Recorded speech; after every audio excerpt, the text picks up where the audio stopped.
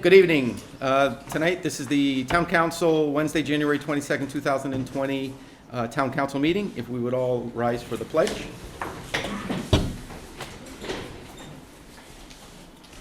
Pledge allegiance to the flag of the United States of America and to the republic for which it stands, one nation, under God, indivisible, with liberty and justice for all.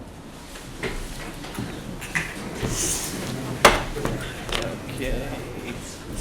Number two are visitors. Are there any visitors that would like to be noticed? Excellent. Let's move on to number three. The approval of the minutes for the January 8th, 2020. I'll make that motion. Is there a second? I'll second. Is there any comments? All in favor? Aye. Opposed? Abstain? Okay. Number four are the list of the appointments. I'll just go through them individually. Everybody does have all of the write-ups and the letters on the individuals that are listed on here. I believe the one for Tom you may not have because he's just a lateral move from an alternate seat to a full seat. So if you want, we'll just go one by one and we can make motions on these individuals. So Mike Shaw, Fire Department Headquarters Utilization Study Committee, he's going to be an at-large person that they would like to appoint to the board. So is there a motion to appoint? So moved. A second? Second. Any discussions? All in favor? Aye. Opposed? Abstain? It passes. Okay. Next one is Phil Williams, Economic Development Commission for a term until 6/30/2020 and 22. Sorry. Phil will be replacing Mike Knutson on that board who resigned because of his position on planning and zoning. So is there a motion to appoint Phil Williams to the Economic I'll Development make Commission? that motion. Who said it? Eric? I'll make it. Thank you, Eric. Mark, second. Second. Any discussion? All in favor? Aye. Opposed? Abstain? And passes. The next one is Tom Hollinger for the Board Assessment of Appeals for an alternate. So he's going to go from an alternate seat to a full seat for a term until 2021. All in favor? And he currently has the alternate seat. So motion to appoint Tom to that full seat. So moved. And a second. Second. All in favor? Aye. Opposed? Abstain? And it passes. Next is Wesley Kavanaugh. He's an unaffiliated for the Shellfish Commission for a term until 6/30/2020. We have all the information on him, so there's a motion to appoint Wes. So moved. Second. Second. Any discussion? All in favor? Aye. Opposed? Abstain? And that passes. Okay, next is the town historian. We received a letter from the Clinton Historical Society. Christopher Anaskovich, Chairman, Town Council, Town of Clinton, 54 East Main Street, Clinton, Connecticut. Dear Chris, the Clinton Historical Society Board of Directors had its regular monthly board meeting last evening, January 14th. As I had promised the Town Council at your meeting of December 18th, 2019, the subject of Clinton Town Historian was placed on our agenda. Thank you for allowing us to cover this properly at a full meeting of the CHS Board. Our CHS Board unanimously recommends Bob Bruch for the Town Historian for the Town of Clinton. Thank you again, Christy Pontillo, President, Clinton Historical Society, 103 East Main Street, Clinton, Connecticut. So at one of our previous meetings, we tabled it and we went to the Clinton Historical Society, asked them to come back and do vetting, and they came back, and so this is their recommendation. At this point, I think we should follow along with the recommendation that we're given. So if there's a motion to name Bob, So moved. and again, I'll open it up to any other individuals that may, be interested in the position. Can I just open it up to discussion quickly? Let's get a second first. Yeah, Oh, okay. we'll get a second first. Okay. All right. Discussion. Yeah, will this be the precedent then moving forward when this position opens again, that the Clinton Historical Society will make the recommendation and will follow suit? It seems fair.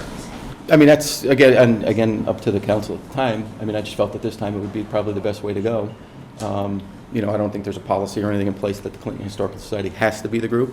They expressed interest in being involved in it, so I think that's why it was the best way to go down that path. Any other discussion? Yeah. I just had a question. The last time we left it, I think there was some confusion as to where the position actually arises from. Mhm. So it's not in our charter, it's arising from state Mhm. statute? And if it is there specifics as to the role? There's no specifics to the role. It is regulated by the state statute that we can appoint a town historian, but there's nothing that says in that state statute what the responsibilities are of that individual. So, I mean, in the past, it's kind of been, I don't think there's been any kind of direction to what that person does. You know, if we want to further the discussion and, you know, come, I guess, with some sort of agreement as to what that individual does and what his responsibilities would be, I mean, I'm open to that down the road. I mean, that's something that we probably should discuss. Because right now, it's basically just you appoint a town historian. We name the person, and I guess that's it. We could put a request into the Historical Society and ask for details. Sure. Of what their expectation of the role is. Yep. That would be fine. Anybody else? Well, then if that's the case, I'll make a motion to put Peggy Adler's up there, though I know all these candidates are very qualified. I'd like to just put that name out there if I could. Okay. Any other discussion? Wait, do you need a second? He just made, Oh, how does that work? You have a There's a motion on the there's a table. motion for Bob Bruch. Which has not been voted on. It has not been And voted. Now he's. He wants to Eric's making nominate. another motion. Yeah. So there'll be two individuals. That's, I think it's seconded. That hasn't gotten seconded. Yeah, I haven't got a second. Is there a second for Peggy Adler? You have to vote on the first motion. All right, so in this time, anybody, all in favor of Bob Bruch for the town historian? Aye. Aye. Okay. Is that for you? Just Eric, I think, is the only opposed. Opposed? Abstain. I mean, I Okay. think Bob's an excellent candidate as well. At this point, if you want to, I mean, if there's somebody else that you'd like to put up, would you like to put up Peggy? No, you're good? Okay. All right, so at this point, our town historian then would be Bob Bruch. And then we will go to the Clinton Historical Society to see if they can come up with some idea of what the expectations are for that position.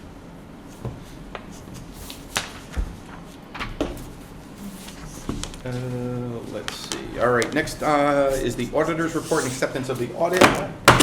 Scott's here to No, we have two more items. Oh, I'm sorry. Tourism. Okay. The Central Regional Tourism District Representative. I would like to put up Christine if you're willing to do that. Second, continue. Perfect. Second on that? Second. Okay. All in favor? Aye. Opposed? Thank you. You're welcome. Thank you for the information. Lastly is Carl Kilduff, and he will be, we're looking for a motion to nominate him to be the representative to Eastern Connecticut Health and Medical Cooperative. So moved. Second. All in favor? Aye. Aye. Opposed? Oh, you're elected. Look at you. Number 5, now it's the auditor's report. So Scott's here, he's going to discuss the auditor's report, and then any other discussions we'll have. Okay, great. Thank you. What I tried to do is I handed out, for the record, my name You want to go over there? Yeah. Scott, can you go there? So it's being filmed. You're on camera. All right, I'll smile. For the record, my name is Scott Bassett. I'm a partner with the audit firm of RSM, and we conducted the audit for the town of Clinton for the year ending June 30th, 2019. What I did is I put together a little presentation to walk you through the financial highlights of the CAFR and the state and single, federal and state single audits, and really the financial highlights of what's in there. So if you want to follow along with that, that'd be true. So our audit scope, we were engaged to perform an audit of not only the financial statements or the CAFR, but in addition to that, the federal and state single audits. GAAP prescribes, and German authorities standards prescribe how we do the CAFR audit. Then we have some federal regulations that dictate how we do this federal single audit, and the same with the state. So we were able to do that under that audit scope and perform those procedures without any exception throughout the town. I have some required communications that I have to communicate to you as your external auditor about some items within the audit that will let you know our role in the role of management. There are significant accounting policies within the financial statements. All the policies within the town are conforming with generally accepted accounting principles. There were 2 new accounting standards that were issued in the current year. They had no financial statement impact on the town. Embedded in the financial statements are estimates. Estimates have to do with your pension plan assumptions, your OPEB assumptions, risk management in your IBNR and heart and hypertension numbers, and the depreciable useful lives of your capital assets. So those aren't exact. They're subject to estimates, and as experts look at those, and we use our internal actuaries to help us out as we go through that process. We did not encounter any difficulties as we went through the audit in any of the departments within the town and the Board of Ed. Everything we basically asked for was given to us as we went through the process. We didn't have any disagreements with management as we went through the process. We had no internal control significant deficiencies or material weaknesses within your internal control. We understand management did not consult with any other accountants to a best practice or an alternative accounting practice. They were all in accordance with GAAP. And there was a representation letter signed by management stating basically what we asked for was given to us, and the financial statements are fairly presented in accordance with fairly accepted accounting principles. All normal communications, nothing from an out of the ordinary as we went through that process. Just a little define what our responsibilities are and what management's responsibilities are. Management is responsible to prepare the financial statements in accordance with U.S. GAAP, design, implement, and maintain internal controls so that the financial statements are free from material misstatement and rather due to fraud, error, or fraud. Our responsibility is to give an opinion on those financial statements to say that if they're materially correct. We gave clean opinions on modified opinions on the CAFR, federal single audit, and the state single audit. So you can get the top of the opinion, meaning that the statements were all in accordance with GAAP, presented in GAAP, and we were able to fulfill our auditing standards under the several auditing requirements that we're required to do. So from my standpoint as your external auditor, we came in and you engaged us to do something from the outside, and we were able to accomplish that and give you a clean opinion on all three reports that were issued by RSM. Any questions on that as far as what our role is and what management's role is as we produce these statements? Okay. Before I go into that, I'll just give you a little flavor. We're probably out here working with the board in the town for about 600 hours during that time frame. So it's very labor intensive as we go through the process. So it's not something we come in 40 hours and we get out. So 600 hours, probably have 2 to 3 people here, 3 to 4 weeks, and then we do some work back at the office. So there's a lot of work. Both the town and board have to put up with us for quite a while as we go through the summer and get into the fall as we go through this process. And everybody was very helpful to give us some things that we needed, and we're very appreciative of that. So the financial statements themselves, governmental financial statements are a little bit difficult to follow because there's really 3 bases of accounting that we deal with. So you're going to see numbers in 3 different measurements, whether it be a full accrual measurement, a modified accrual measurement, or a budgetary measurement. So you're talking about different numbers, on the same entity, but you're measured in 3 different ways as you go through the process. So not the easiest thing to follow. So what I tried to do is kind of have a nice flow of what from each basis of accounting so you can understand. The first basis of accounting, which would be the pages 12 in your financial statements, that's on the full accrual of accounting. When Sue presents your reports on a monthly basis, she does not present them on a full accrual basis of accounting. Those will be presented basically once a year when the cap is delivered. And basically it takes all your long-term liabilities and your long-term assets and measures those to get to a net asset position. The town at the end of the year on that basis of accounting had a net position of $48.1 million.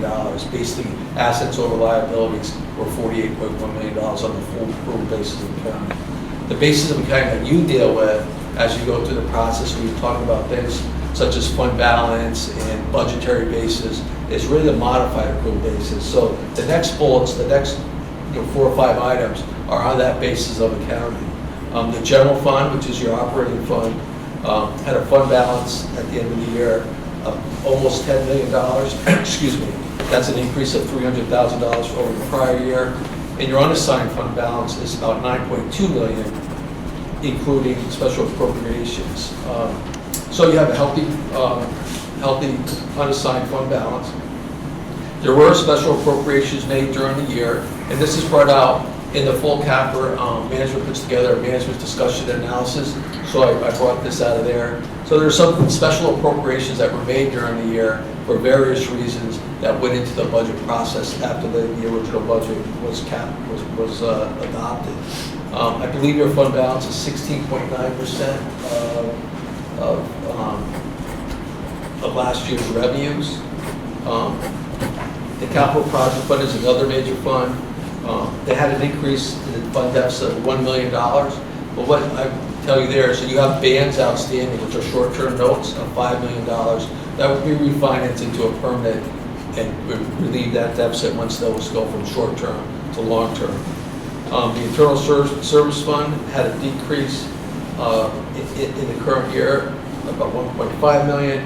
And your pension trust funds had a net position of over $20 million, which was an increase of 1.6 from the prior year. Notes to financial statements are very consistent with last year. There were no new accounting policies that were adopted. Couple things. Note 3 talks about your cash and cash equivalent. Your total cash and cash equivalents at the end of the year were about $20 million, where your total investments were about $19 million.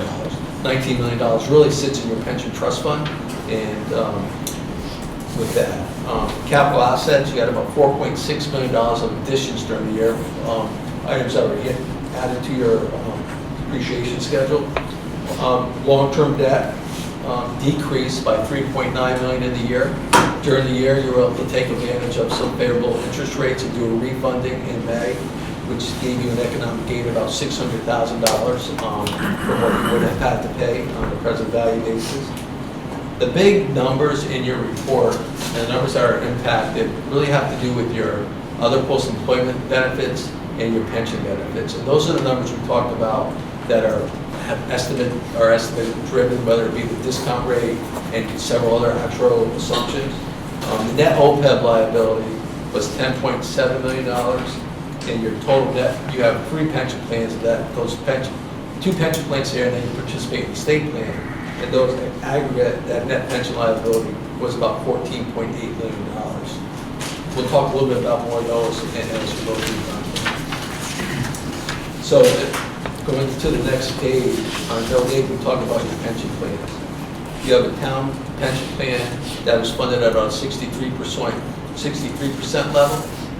You have a Board of Ed plan that was funded at 90% level, and you have a MERS plan that's your state plan with a pension liability of about $4.3 million. Excuse me. The MERS plan increased significantly in the 2019 year. What they did at the state level is they dropped their investment rate of return from 8% down to 7%. So what that means to participating communities is probably a higher contribution rate as the state goes through their actual evaluation. So that to me, and I've been doing this a long time, taking a 1% drop in 1 year is probably the biggest drop that I have seen. And then with the pension plans, just the actuaries have been doing a lot of things with pension plans. So this past May, a new mortality table came out that's going to impact all the pension plans and the OPEB plans too. So the actuaries will talk about that, but expect an impact on your net pension liability and what that does to it. I guess it's averaging 6 to 7% increases in the NPL or the OPEB as far as what that liability would be, just based on an actuarial assumption. And the actuaries can speak to this, and sometimes I sound like an actuary, but I'm not. Basically, they came out with new mortality tables that basically extended life. Those mortality tables, PUB 2010, is really specific to municipal type employees. So they can talk about it more than I can, but those are some of the new assumptions that are coming out there. Excuse me, the OPEB, which are your health benefits for retirees. For the town side, that liability was $2.7 million, and from the Board of Ed side, it was $7.9 million. Again, those numbers can be impacted in the future year with really mortality tables. Those funds aren't, those two liabilities aren't really funded, so you're at a low discount rate of about 3.5 as they measure those liabilities coming through. So pension plans in your CAFR, the OPEB, probably take up about 30 pages of the report. because there's state plans in there that are just disclosure only for teachers, the teachers have a pension plan not on your books, the liability's not on your books, and they have an OPEB plan that's not on your books. But under the GASB, you have to disclose those special funding situations and things of that nature. So although not an impact, those two special funding situations add about 15 pages of disclosure to your report, but not a P&L impact. Fund balance components are really consistent with the prior year. We talked about the deficit in the capital project fund, which will be offset by the permanent financing. From a risk management standpoint, you have your health insurance fund that's doing fine, and the landfill closure, just a 20-year amortization of that. And pending GASB announcements, the key pending GASB announcements really has a lease standard that's coming out in 2 years, and there's a fiduciary standard that's coming out this year, which will impact just how geography of some agency funds with the fiduciary standard.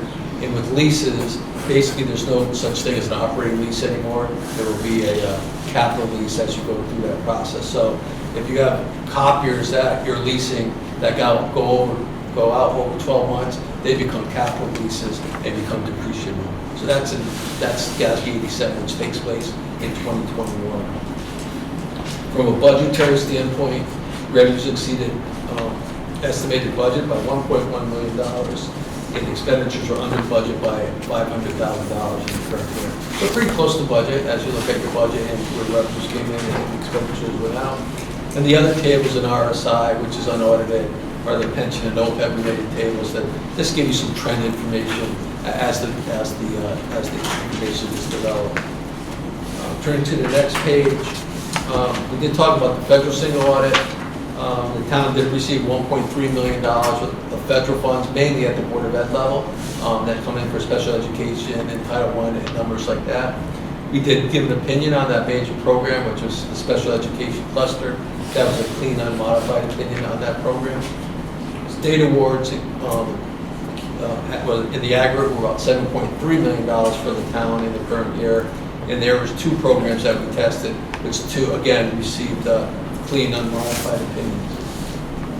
Government auditing standards require us to take a look at your internal controls, and if we would identify a significant deficiency or material weakness to report back to you. We did not identify any of those type of weaknesses as we went through the process of your internal controls. And basically, we take 2 samples, both at the board side and the town side, and go through our sampling and pull random invoices and random salaried employees, non-salaried employees, and go through the personnel files, go through the supporting documentation, and that process from an expenditure standpoint. Then we do a lot of work, as you can imagine, in the tax collector's office and with the state grants to make a real big part of what comes in through the town. We did have 3 observations as we go through the audit, just to communicate to you. I talked about actuarial assumptions, just to be aware that there's some changes out there and what the impact could be. More of an observation than a management comment, other than just saying, hey, be aware of that as they come in and present, and maybe ask questions of what do those brutality tables do, and the assumptions there. Just to let you know, your actuarial statements, they go out to my internal actuaries to take a look at the assumptions, and my internal actuaries from an independent review, said everything was reasonable in accordance with GAAP in the current year. So we're just about, FYI, as you start looking at some of the new actuarial reports as they come in. Board of Ed trial balance, just taking a look at those and making sure that the entries are made prior to giving us, prior to giving us the entries. They're all in accordance with GAAP as at the finality of it, but maybe getting them a little sooner as we go through that process. And the third item is just maybe look at the controls over employee reimbursement. We didn't note anything as we went through your internal controls. Certain department heads weren't getting a second review and things of that nature. So maybe just look at that policy and make sure that policy is in place. And again, nothing was noted there. These are just our observations as we did our inquiries with the staff and the management as we went through the process. And I mentioned the pending GASB statements that are outstanding. Again, there's 2 that I think will have an impact. The fiduciary standard GASB 84 for 2020, and GASB 87 in 2021. So overall, I guess what I always like to say as I go through the process, if we're coming in and making wholesale entries to the financial statements and to the presentation, well, that would warrant something that we'd say significant deficiency of material weakness. And just, Sue transferred in as the, interim finance director, the folks at the Board of Ed. But the key thing is, I think, as you go through, the numbers that you're getting, as Sue presents them on a monthly basis, are accurate. We're not making material changes to those, and very few audit adjustments were made. And that's the biggest thing, I think, as we come in. If we're coming in and saying, boy, we had to make a ton of entries, and how does that relate to the numbers that you're getting as you make your decisions? Then, that's when I talk about significant deficiencies and material weaknesses. We had none of those, so I think, a lot of hard work goes into putting the CAPA together, and again, making the monthly statements accurate. So both, the town side did a nice job in doing that for us. So that's my report. I tried to reference the pages in my handout. If you take it back to the 200-page document, just to kind of get some more narrative on it. So I hope I didn't go too fast. I'd be happy to answer any questions that you may have. Any questions? I just want to raise something that brings up regarding the police pension. At this point, a new committee needs to be formed. Previous committee was a body of the chair of the Board of Selectmen, the first selectman, and then the Board of Finance chair. And I expect you've already taken some consideration as to how that's going to move forward. On the police pension committee? Yeah, so we formed a committee, had a meeting actually today. So we did meet with Wells Fargo today, and we went through, their whole read for the, how it all is playing out and how it all looks. So we have started that process. And we're just going to keep in contact with them. The actuary, working with them as well, because we're still waiting on a report for them that they haven't kind of. Hooker and Holcomb? Yeah. So still waiting. Carl has a call out to them to kind of get some information from them that we need to finalize all that. So that all is in the process. Anybody else? No? Good. Well, can I just say one other thing? No. I just want to thank Sue and Carolyn. I know Sue stepped into the process right midway, as well as taking on a new town budget, and I just personally want to thank her for the amount of work that got dumped on her and was executed so well. So, thank you. Anybody else? All right. Thank you, Scott. Thank you. Have a great night. Thank you. Yep. So at this point, we now have to, if there's a motion on the floor to accept the acceptance of the audit. So is there a motion to accept the audit? Is there a second? Second. Any other comments? All in favor of acceptance of the audit? Aye. Opposed? Okay, thank you. Report. So next we are on to the Lower Connecticut River Valley Council of Governments Regional Performance Incentive Program.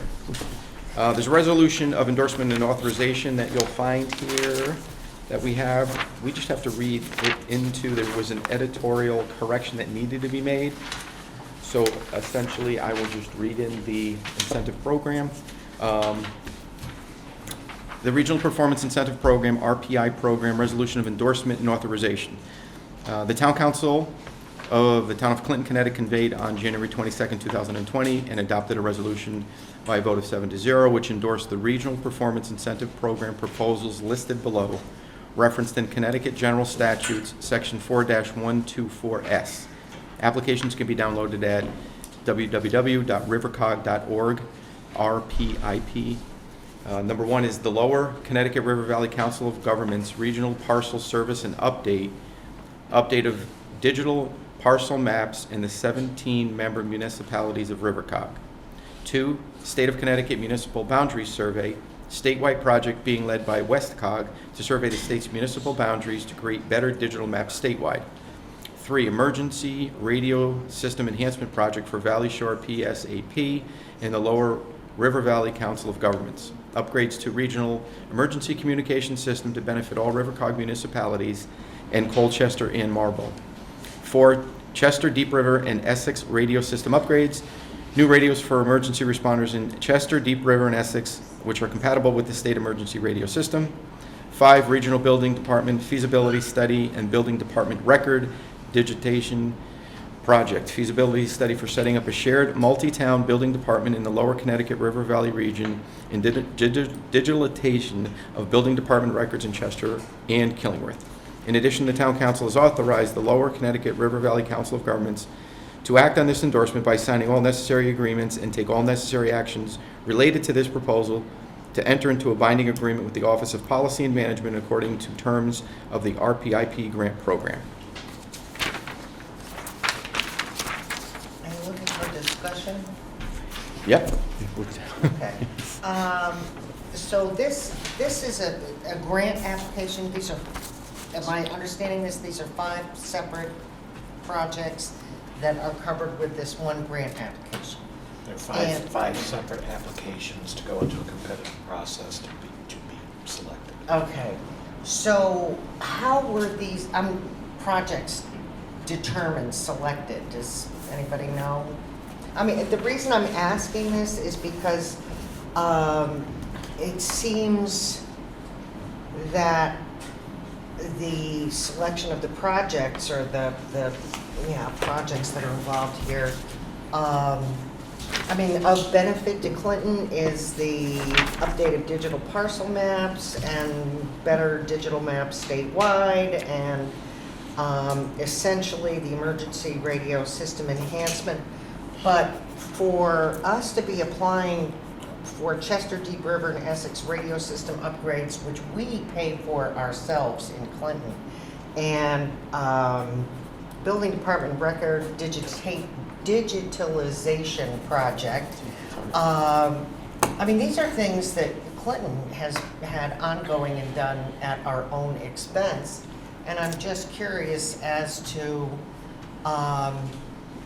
why these towns are eligible to receive funding to have it done on their behalf at the expense of everyone. I mean, so in essence, we're paying twice. We're paying for our own at our own expense, and then we're paying for these other towns. It just, I mean, I'll go along with whatever the general decision is, but I don't understand why these towns aren't responsible for their own radio system upgrades or their record digitization projects. I mean, I know we're spending a lot of money on these things ourselves, so. Anywho, just my thoughts. Well, may I chime in? I sort of agree with you, Carol, and particularly about the communications on the radios. Clinton, as we discussed last night at the Capital Expenditures Committee, is about to go out again and investigate in a year or two about upgrading all our radio communications and such that we spent quite a bit of money on just about 7 or 8 years ago. And now we find that the equipment, as usual, is going outdated. And it looks like that we're going to try to go out on our own to foot this bill and proceed. And I too have a little concern about the fact that how these select towns, all of a sudden, they get the privilege of getting these grants, and why isn't Clinton involved? So I would probably request if you want to ask Sam Gold, the director of the Regional Planning Agency, for a little more direction on it. But regarding the radios, I think it benefits the Valley Shore, and we also participate in Valley Shore's radio system. But again, we should probably ask for clarification on that. When you look at the grants, usually the COG votes on some of these items, and the town of Clinton has benefited some of the grants. We got bumped to the top of the list for some of these planning grants, and there's other times that Clinton does not get to go to the top of the list. So they usually try to equalize it at the COG level. So I would say that in particular. So you got a number of them. Town of Clinton will benefit some, other towns will benefit on others. But again, if you're looking for a deeper dive, you can always contact the COG for specifications on the votes and how they unfolded, and then the process for the program over time, how each of those 5 items evolved. and specific to the radios for those 3 communities, the only reason they're eligible is because the 3 communities are working together. They're not doing it on a standalone basis. They're trying to operate on a common platform.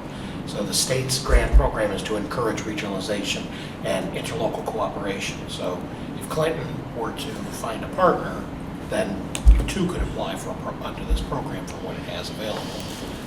It's just a matter of how do you want to deliver it, on your own or in a partnership. These 3 towns are collaborating together to try and deliver it in a partnership. So you've got 3 communities on the same platform. That's the whole point behind the grant Carl, program. correct me if I'm wrong, it has to be 3 towns that participate? It can't be 2 to apply for this? Off the top of my head, I don't recall the number of towns. The state's trying to encourage regionalization through its dollars. It's the heart of the drivers. If that's germane, I'll get the answer to 3 or more. Get back. 2 things. Does our voting on this, does this impact or have any bearing on our membership dues whatsoever for the COG? And secondly, should we have a stronger presence over the COG ourselves? Would that serve us? So this has no connection to dues whatsoever. The dues keep the COG going. This is endorsing a grant application to the state for a series of different projects. They'll go into the hopper and be rated and ranked competitively. So there's 2 separate things going on here. They're not tied together. And the chief executive of the communities participates in the COG's decision-making process and would have been participating in the vote. So that's, you've got kind of the strongest voice. Do you have any, how often does this occur? It's an annual grant program. Okay. So it's not our turn. Clinton benefits by, as you Well, know, we, in some 3 of of them. these will be, Clinton benefits Well, on. I mean, I some guess- of we're handing them. out radios We'll again just now. say this, Carol, we'll remember this in a couple of years when our radios come due. Maybe we can get in partnership with some other towns. People, I mean, they're asking for a 7-0 vote here. Do you Mm. feel uncomfortable with this? Do we need more information? Well, I mean, No. again, at the end of the day, we're part of the COG. I mean, so, Mhm. like Christine had said, there's gonna be times when we seem like we're part of it, and there may be times where we don't feel that we are getting everything that we want. And again, unfortunately, it's how it all falls into place. So if this is, we could get 1 of these, or 5 of these, or 3 of these? Is that how this works? Right, so something will be awarded, so Okay. it's just a matter All of right. what. There could be Okay. participants in the COG of all those members who don't benefit to any of them. But like I said, there was 2 grant programs in the past year that are applications that were put forward to the top of the list, where other communities were not. So there's a balance that takes place in the COG. So yes, it's not our time. All right, correct. That's fine. Well, I'll make a motion to approve this RPI Second, program resolution. Second. any other further discussion? All in favor? Aye. Opposed? Passes. Now we move on to number 7 is the Arts Council and Clinton Land Trust request for an exception to ordinance 194-4A and 194-5A regarding the consumption of alcoholic beverages on town property. So everybody got the ordinance that we have that's in place in the town. So basically what is happening is the Arts Council and the Clinton Land Trust want to have a fundraiser in the green room, and they're requesting that they will allow us to grant them the exception to consume alcohol. Not to sway anybody one way or another, but apparently it's the new brewery that's coming into town that's bringing in the beer.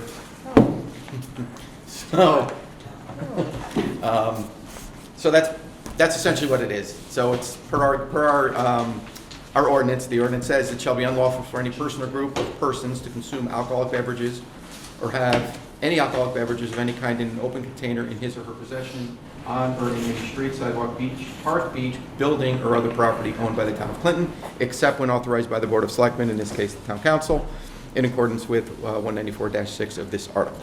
So, is there a motion to grant that exception? So moved. Is there a second? Oh, Yes. come on. Mark? It's beer. Any discussion? Do they have to provide any insurance on their own? Yes. They do. Yep. Fine. Any other? All in favor? Aye. Aye. Opposed? And that passes. Drink up. Right, item 8 is a line item transfer request from Public Works. That will be tabled tonight. Next up is the Finance Director with the financial reports. Do we have to take a vote to table that, don't we? Huh? Do we Yes. have to make a motion, take a vote to table that? Okay. Can I have a motion to table item 8, line item transfer request? So Public Works. moved. Second. Any discussion? Second. Those are the second. Any discussion? Why? All in favor? Why? Okay, Sue? Okay, what I handed out to you is a new format. I'm going to try and see if this provides some information that's valuable to you. The one page is the revenues, and I'll go over that. The next stapled together piece is the expenditures. We also put together an analysis of where the money is in all of our investment accounts. That's a single page attached as well. And then the calculation of the fund balance and contingency analysis, which you're familiar with. So I'll start with, and I'm just going to basically go through. I handed you also my highlights that I wrote up, so I'm just going to follow through. I'm going to start with the revenues, and I'm just going to start with the highlights that we've had so far for fiscal year 20, because I didn't focus on the revenues too much when we talked in November. But the final ECS grant, in case anyone wasn't aware, from the state for the Clinton will receive for fiscal 20 increased our share to $5.4 million, which is going to be an additional $521,000 over what we had budgeted of 4.9. Remember, we budgeted very conservatively last year because we really didn't know what the state was going to do. We've received 1.3 million of the ECS to date as of 12/31. The remainder will be received in the spring, we assume. And the additional funding was a result of the state's decision to maintain the 10-year phasing of the decreases in the ECS as opposed to the initial plan to adopt an accelerated increase.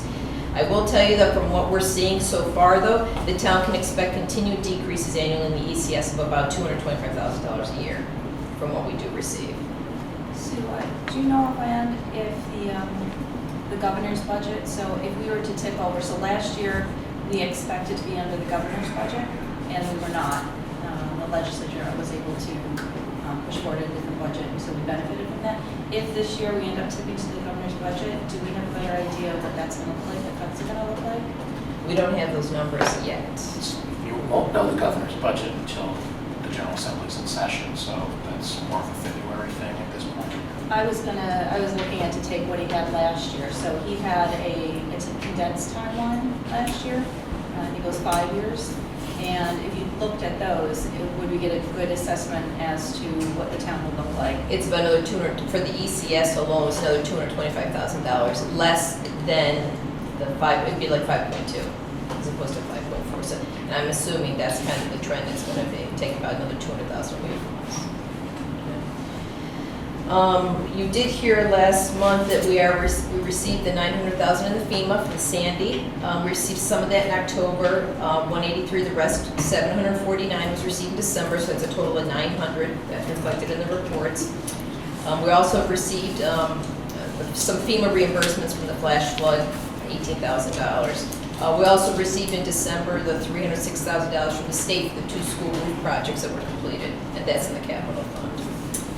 Other revenues, the one we have not received, I mentioned last month, is the state town road aid, the $133,000. We usually receive that by now, but that is on hold at the state level for their bonding issues, and we still anticipate that will be received. As far as everything else, the town tax revenue collections are tracking slightly higher than the previous year with $32.4 million or 67% of the budgeted tax revenues have been collected as of December 31st compared to 65% last year. The tax collector feels she's seeing that more taxpayers are paying in full in July and they're paying early in December. Other town service revenues, they're tracking in line with budgeted amounts, and I'll just go through specifically some of them. The real estate conveyance taxes, even though they're $60,000 less than the prior years had some one-time higher revenue, some larger sales in them. But they're still 62% of what was budgeted, and the town clerk still feels that that will be on budget at year end. She does see a lot of sales still coming in. Building fees are tracking higher than budget. They're already at 74% of budget. They're expected to remain strong for the rest of the year. Other receipts and revenues, it's a line item in here. It's just called other receipts and revenues. It's budgeted at $40,000. That I do expect to be a shortfall of about $20,000 to $25,000. That was just because that line item was really just copy money from the town clerk and assessor's office and some other minor income amounts that were received. That amount was just over budgeted. I think it was based on some one-time revenues in the past. But that shortfall will be made up by the increased investment income which we are receiving.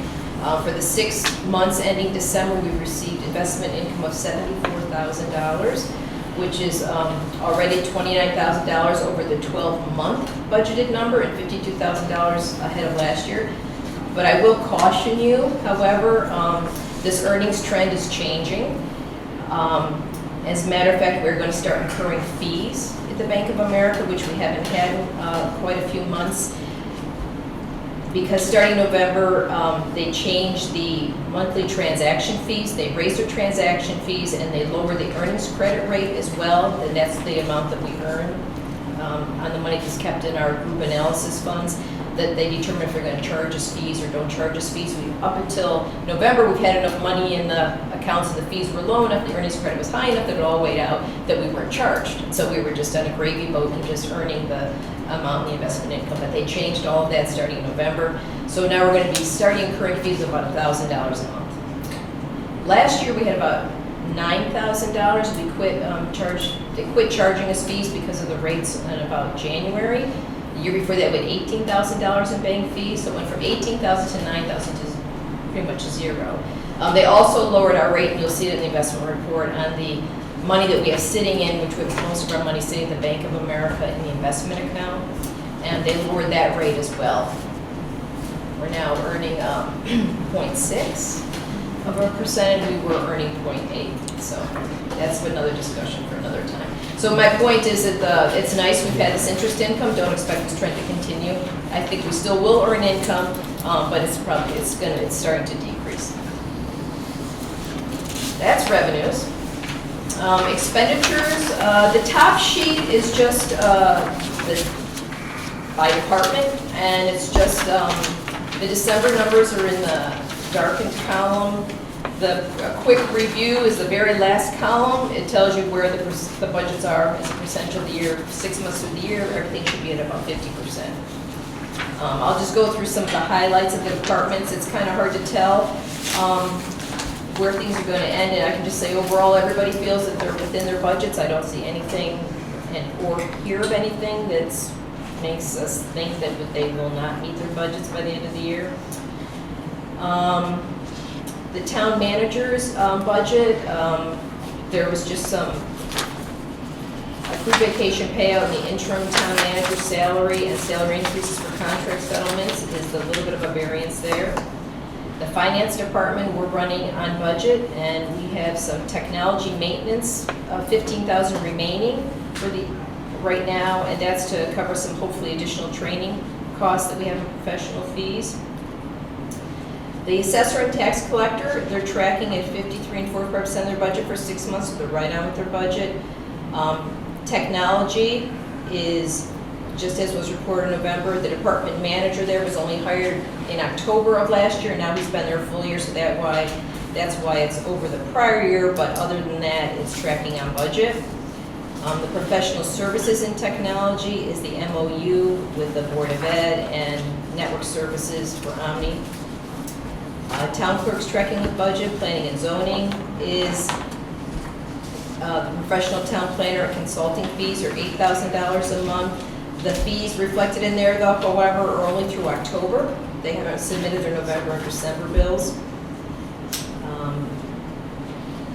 ZBA, Inland Wetlands, Probate Harbor, they're under budget. Shellfish, the only money he's spending there is he's been seeding his clams and is on budget with that. Water pollution, there's an opening there, so they're actually under their budget, they're on 24% of their budget. WASAM maintenance elections are on budget. General government admin, that's where the contingency is, we're still at $156,000, there's been no change from the last month. We've only had that $21,827 approval for the additional recruitment fees settlement. And there's nothing else in that account. Other general government, legal's at 60%, there's $35,000 remaining in the budget. However, those legal bills typically lag, by a couple of months, so I'm assuming we don't have all the December bills in yet. Union negotiator legal fees, we still have $43,000 left in that budget, but we are going into contract negotiations, because they're all up at the end of this year. And the funds transferred out, which I talked about last time, and that's for the town share of the estimated needed to design and repair the New Morgan High School bridge from the flash flood that you're well aware of. The police budget, the chief says he expects all of his expenditures to be on budget. The numbers in there, the longevity that's left in there is because longevity was paid, it's the holiday pay is the amount that's left in there, and that gets paid out in June. So that will be used up in June. Fire, building, animal control, fire marshal, they're all on budget, no problems anticipated. Communications, the chief expects that to be on budget at this time. Civil preparedness, really, there's still funding left in there for training and general supplies. Nothing's been spent on that to date. I don't know what the intention there is going to be. Public Works is on budget. Human Services is on budget. Just so you know, the grant employees that he has are all charged to the grants. They're not included in these budget lines, so that's where it's supposed to be. Park and Rec and Economic Development, they're on budget. Debt payments, we're on there, just to give you an idea, so when you start looking at the budgets, the debt payment schedules that we have are July 15th, and this past year that was about $334,000 in debt payments were made July 15th. August 1st, we make about $2 million of debt payments. January 15th is a small one, $46,000, and then we have a big one, $2.3 million, coming up at the beginning of February for the outstanding debt. Fringe benefits, there's a lot of items in there. There's a lot of big numbers in that line, but right now, it's where our medical insurance is, and pension plans and that, and a lot of pension plans have already made our contributions, so those numbers are already in there. But all those numbers I still feel are going to be on budget right now. Yes, I think this is terrific. Is that good Yes, enough for you? And that's what I great. try to do is you can follow along with this. Take a look, see if there's other formatting you'd like. Just to quickly let you show so I'll move to the monthly investment balances. Just wanted to give you an idea because this is something that you haven't really seen in a long time. But the bulk of our money is the investment balances are at the top, the interest income is at the bottom. So this $74,000 in interest income is the interest income you see on the revenue report. And it's made up of Bank of America. As of December, we had $13.2 million in there. The STIP account, that's at the state, $400,000. Liberty, we always keep a balance there, $1.6. The Citizens Unilever SEP, that's actually restricted cash. It's about $159,000. So our total cash on hand at the end of December is $15 million. And you can see, between the balances and the interest rates, that's the interest income we've earned. And you can see we put the yields at the bottom as well. That's that. The fund balance, reserves and contingency analysis. We just, Carl's probably going to talk to this, but the S&P ratings and that, we just went through the whole presentation and reviewed by them and their report, and they do like to see 15%. So I have included 15% on this. So right now we are at based on these calculations, 15.71%. And that's taking out for the 250, which was budgeted for fiscal year 20, as well as the 248 for the NRCS bridge, which would, at 15%, calculate to be $390,000 excess. Start with your 12%, you'd be at $2 million. And the contingency, like I said, hasn't changed. So, it's a lot of numbers. I will try to attempt to get this to you before the meeting. That would be Sometimes you great. can, just a little short on time this time, but any questions? So if I can just point out, as we're going into budget season, the understanding of why the changes to the IT budget. So some of you already know that originally IT was distributed amongst all the different departments. And what we did is we collapsed everything. So if it's technology related specifically to your department, it still resides in your individual budget, department budget.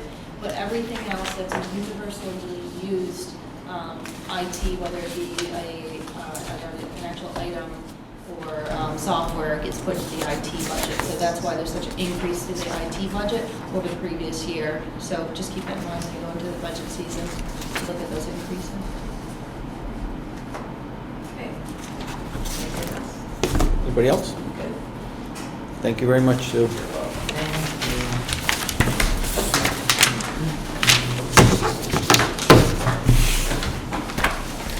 Okay, on to number 10 is the chairman's report. Nothing major. We have, Carl and myself had a conversation with Michael Massimino from Unilever, who is looking for some tax abatements, tax credits for his project. We had a conversation with him a couple weeks ago, and Carl had followed up with a list of items that we needed to see from him prior to kind of advancing those conversations. There's more information that he would need to provide to us to show kind of the who, what, where, and why about why he would need these abatements and the benefit, to him. So he's out of this country, I guess, whatever, till the 25th or something. So he has that information, and assuming when he comes back, we'll, start those conversations up again. He is moving forward, I guess, pretty rapidly with the project. He's actually going to be moving here into one of the office buildings over here. So he'll be here kind of full-time as we go forth with the project. So everything on that end is moving forward good. Other than that, I don't have anything else. Can I just ask a question? Mm-hmm. Who was on the Police Pension Committee? Myself, Mark, and Peter Niles. Any other questions? All right, we'll move on to 11 is the town manager report. Gave you a written report for your consideration. There's a few things to follow up on. So this morning, the Council of Governments had its regularly scheduled meeting. Bigger agenda items were focused on their legislative agenda and interfacing with representatives and senators from the region. What I've given you now is their legislative agenda. The top 3 items are all found on the first page. Trees, trash, and tolls. Trees is looking for some sort of state response to the die-off in this part of the state.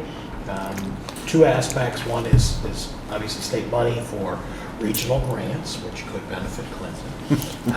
And the other is more from a policy regulatory basis for what to do with some of the waste lumber, and can it be processed, can it be reused.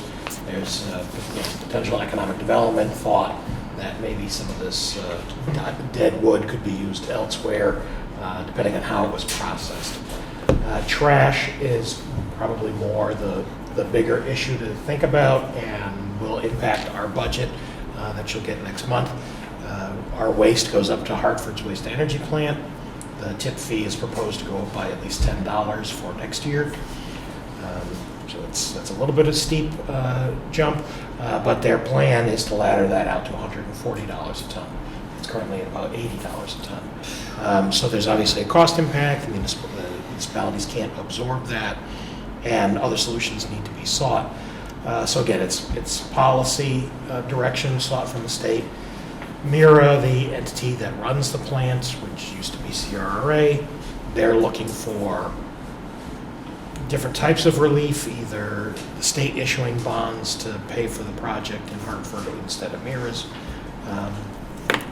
bonds, and power purchase agreements where they could lock in and get a predictable rate for what the electricity is that's generated. So there's more to be handled within the box of trash. Did they talk at all about the recycling? Is that incorporated into any of the estimates or? Recycling has no value, so it's how can they adjust the waste stream? There was a brief conversation about undoing single stream. Glass has some value, but it has diminished value when it's commingled with everything else. So there was a policy discussion of is the state going to articulate a policy and then undo single stream? And maybe get some value out of glass versus cardboard and paper. Tolls is obviously the thing that's currently in discussion. At the time of the meeting, the bill had not come out yet. The elected officials in the room had not read the bill, but were speaking to what their understanding of the bill and what it could include, the potential for tolls on trucks, an oversight board rather than a DOT that would be making decisions on rates in expansion, 12 gantries, bridges. The litigation involving Rhode Island was also a topic of conversation. So there's really more just a concern, at least at the COG level, of where the dollar's going to go and who's going to control it. So it's not that the COG is taking a position pro or con on tolls, it's really more how those dollars are going to get spent.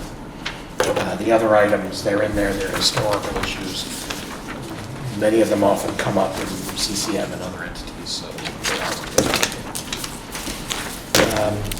And as Sue alluded to, we had the bond sale today for our bond anticipation notes and the actual bonding that we did. So we had actually very good performance. The bond anticipation notes had 6 bidders, which is a strong, robust response from the investment community for $3.15 million in bands. Our benchmark that we were assuming we were going to come in at was about 1.1 to 1.15%, and the lowest bidder in this particular case was 1.07, so that's a good showing for us, and making sure that we have some somewhat inexpensive money for the carrying of the bonded projects. The actual bonds at $5.7 million elicited greater response. We had 7 interested buyers. The benchmark we were assuming was going to come in at about, again, 2.1 to 2.15.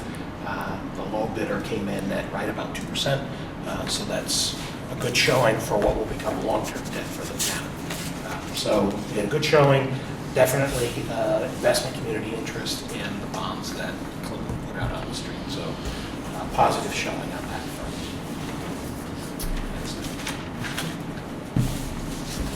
Any other questions? We move on to number 12. So the town council committee liaisons. So I've kind of just gone through and kind of taken a little direction of just pointing certain people to some of the boards and commissions that I feel will be the most important ones for us to attend. What I've done is for inland wetlands, I've actually done inland wetlands and planning and zoning commission. There's one sort of a land use, and I'd like to appoint Eric to those 2 committees. The police commission, I would like to appoint Dennis to that commission. Public Works, Carol. EDC, Tim. Board of Education, Christine. And the fire department, Mark. If everybody's good with those appointments? Do you know what time or date the Board of Ed meets? I don't. Want me to find out first? Oh, Carol, yeah, I think we'll Okay. check on the meeting that night. Okay. We'll call. All right, we'll hold on that then.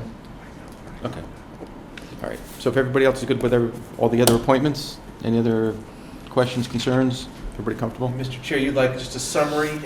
Yeah, so basically, I mean, do it at maybe like the second meeting of the month where we have the nightly meeting, not necessarily going and talking about it at every meeting, but maybe just putting together a little something that you can send over to Mary that we can all put our eyes on and read, and then that way if we have any questions, we can ask the questions at the meeting instead of kind of, going through, every board and commission in an attempt to save some time.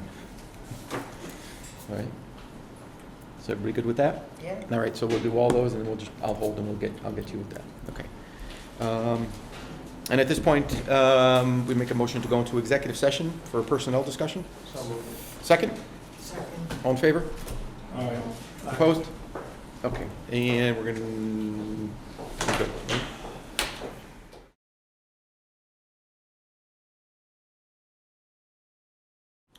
We are back from executive session. Number 14 on our agenda is the approval of an appointment. At this time, I will look for a motion to, I guess, offer employment service? To extend a letter of employment to Lisa DeMarie for land use clerk. Is there a second? Second. Is there any further discussion? All in favor? All right. Aye. Opposed? I'm going to abstain. Yep. Okay. We are good. All right, at this point, motion to adjourn. So moved. Okay. All in favor? Ay, ay, ay, Is there ay. anybody opposed? Oh, so good.